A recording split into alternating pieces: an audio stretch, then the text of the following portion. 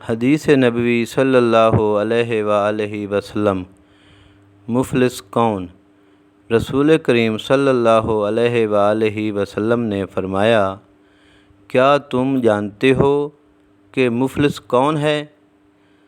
صحابہ کرام نے عرض کیا، ہم میں مفلس وہ آدمی ہے کہ جس کے پاس مال اسباب نہ ہو۔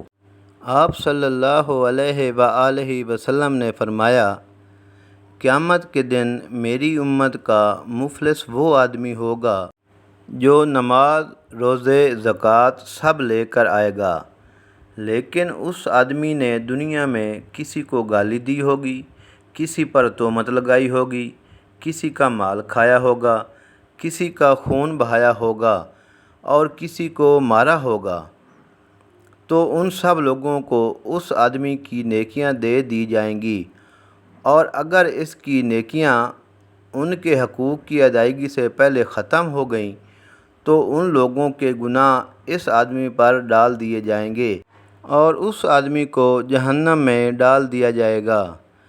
دعا ہے کہ اللہ تعالی ہمیں ہر برائی سے بچنے کی توفیق عطا فرمائے۔ ویڈیو اچھی لگے تو لائک کریں، سبسکرائب کریں۔ شکریہ۔